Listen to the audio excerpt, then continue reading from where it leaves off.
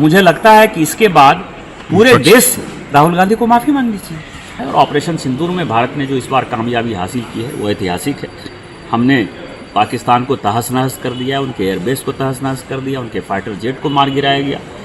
Important ये है कि जो लीडर ऑफ द अपोजिशन उनकी जो मानसिकता है इस देश को बांग्लादेश बना देना चाहिए। उन्होंने जो क्वेश्चन उठाए हैं चुनाव आयोग के ऊपर, SIR के ऊपर, अब आप समझिए चुनाव बांग्लादेशी वोटर के नाम पर तो होगा नहीं।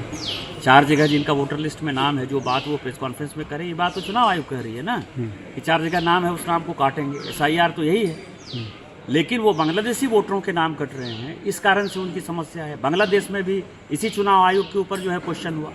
राजीव गांधी जी को ये नहीं पता है, राहुल गांधी जी को ये नहीं पता है कि जब राजीव गांधी जी थे प्रधानमंत्री तो जो चुनाव आयुक्त थे वो उनके घर में बैठते थे, वो PMO में बैठते थे। दूसरा उदाहरण ये है कि 1999 में जब बाल ठाकरे जी का आपने वोट काट दिया, उनको चुनाव लड़ने के लिए अवैध कर दिया 87 के किसी भाषण पर, तो MS गिल जो है चुनाव आयुक्त थे। MS गिल जो है वो क्या हुए, कांग्रेस पार्टी के सदस्य हुए, केंद्र में मंत्री हुए।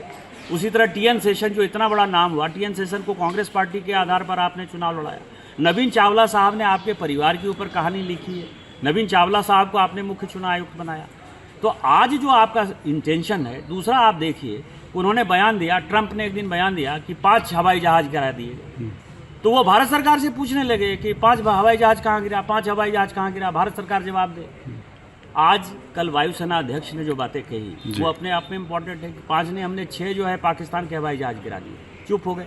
उन्होंने कहा ट्रंप कह रहे हैं बार बार, 35 बार कह दिया उन्होंने कि व्यापार के कारण हमने रुकवा दिया युद्ध को। आज क्या है, माननीय मोदी जी ने कह दिया कि जहाँ तक किसानों का सवाल है, चाहे स्मॉल स्केल इंडस्ट्री का सवाल है, इसके ऊपर कोई समझौता नहीं। रूस से तेल के खरीद का सवाल है, कोई समझौता नहीं होगा, तो अपनी बात हो गई। तो मुझे लगता है कि सोरोस फाउंडेशन, विदेशी ताकत, जो कोई भी भारत की मजबूत अर्थव्यवस्था को, भारत की मजबूती को तोड़ना चाहता है, मोदी जी के तौर पर उनको मजबूत नेतृत्व नहीं चाहिए।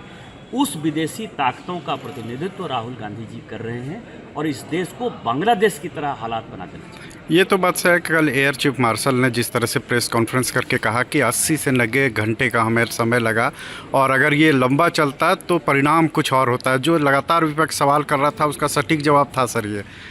सटीक जवाब क्या है, आर्मी जो है वो कोई पॉलिटिकल नहीं है ना।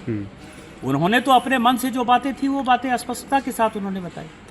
और मुझे लगता है कि इसके बाद पूरे देश से राहुल गांधी को माफ़ी मांगनी चाहिए। तिरंगा यात्रा को लेकर ये आभार, तिरंगा ये माननीय प्रधानमंत्री जी का मिशन है। और ऑपरेशन सिंदूर में भारत ने जो इस बार कामयाबी हासिल की है वो ऐतिहासिक है।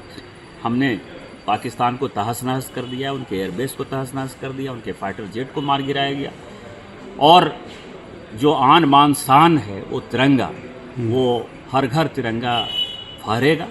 1 लाख से ऊपर तिरंगा का झंडा पूरे गोड्डा लोकसभा में हमारे कार्यकर्ता घर घर जाकर देंगे और प्रत्येक घर में आपको तिरंगा नजर आएगा।